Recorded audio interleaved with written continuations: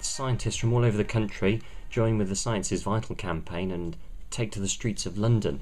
So scientists are bringing tools of their trade, I suppose you could call them. I've got a slide rule and a notepad and paper because I'm a theoretician. We'll see how things happen during the day.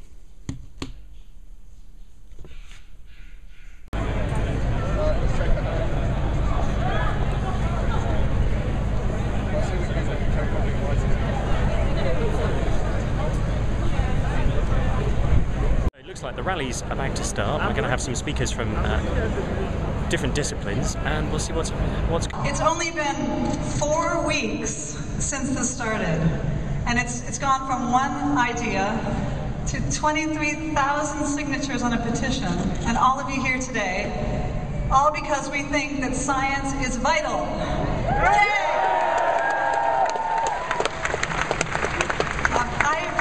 I have been credited with starting this movement, but that's not fair at all. A lot has been brewing behind the scenes before I came up with this idea. For example, Evan Harris, who just spoke, he's been urging us for months to get off our arses and do something about it. We've been ignoring him politely because we're scientists and we work in the lab and we're too busy, and I'm guilty of that as well. But when I heard Vince Cable's now infamous speech, something in me just snapped, and I thought, this is ridiculous. They really are thinking of dismantling UK science. And we want to get this message across, that it's economically crazy to cut science funding, that there is no mediocre science that can easily be cut, it's all excellent, and that if we don't fund science, scientists will go abroad. Thank you very much, Evan. It's fantastic to see this amazing turnout here. It kind of makes the numbers that turned up to the Science Party's annual conference look, what's the word I'm looking for? Homeopathic. In the sense that there wasn't actually anyone at the Science Party conference, and it had no discernible effect on anything. And yet there were anecdotal reports that it was a very powerful meeting. And something became very clear to me during my campaign. It was that if you take a cross-section of British society, you'll find that an appreciation of the importance of science runs right through it, in the same way that the evidence for global warming runs through the Antarctic ice cores. Do we have any geologists or ice core people here? Yes. No climate skeptics heckling though. I guess they were kept away by the extreme cold. These temperatures are tricky things. So during the campaign, I made a fool of myself in the streets of Hinckley. I stood in this lab coat and asked people how they felt about science. These were not scientists, they were not particularly well educated, they weren't academic people, but the overwhelming majority said they told me that they thought science was vital. 76% of the respondents to my survey said they felt that science was so vital it should be protected from the coming cut.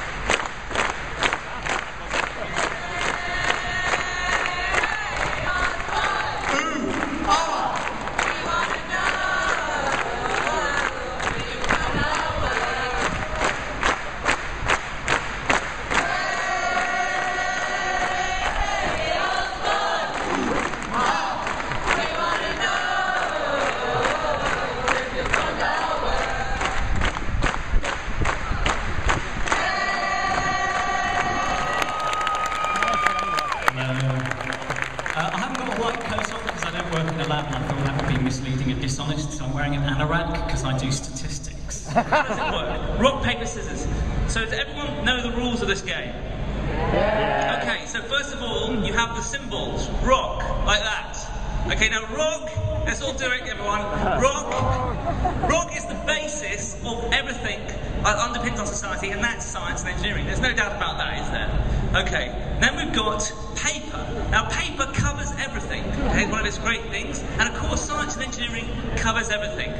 And paper goes like this, paper. Okay, thank you. And last but not least, we've got scissors. Now, scissors is represented by this symbol. No, sorry. this symbol, okay? We are going to be victorious. We are going to be victorious, everybody, in this. But of course, scissors also represents cuts, the cuts they're going to cut. And so we need to be careful about those. So, where did this game come from? And we're all going to play the biggest game of rock, paper, scissors in a minute. So I hope you're ready with getting on pace with this. So where does it come from? So let's start with the Stone Age. Just after the war ended in 1950, my parents came from India to Britain. They emigrated here, and the reason they emigrated here was that they could see that there was tremendous opportunity for their children.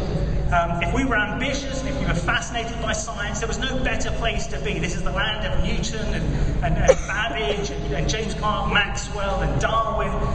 This is the place to be for science. And sure enough, as I grew up and I had an education system, I went to university and I did a PhD, and then I went into science journalism. This was a wonderful place to be, the best place in the world for science.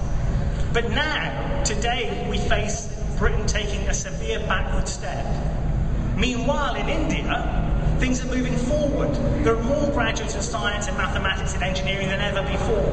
There's more funding in India for science than ever before. Just like there is in Singapore, just like there is in America, in Finland, and in Germany, everywhere else. So hopefully, with the thousands of people that are here today, we can get the message through to George Bosborn that science is vital. Thank you very much. Thank you. Right now, this isn't a particularly fantastic country to start working in if you're a young person. The average age, or rather the median age, at which somebody buys a home in the UK is now 37. That's actually higher than the age at which a lot of NHS trusts will fund you to have IVF if you can't have children. And that tells a remarkable story about how difficult it is to get on in this country on the wages that young people have. I don't want to sound like we're making a threat, and I don't want to sound like we're whining. But I think, like always with science, we have a duty to tell it straight. In the UK, you've already heard, we kick well above our weight. And the reality is, you either use it or you lose it. Thank you very much.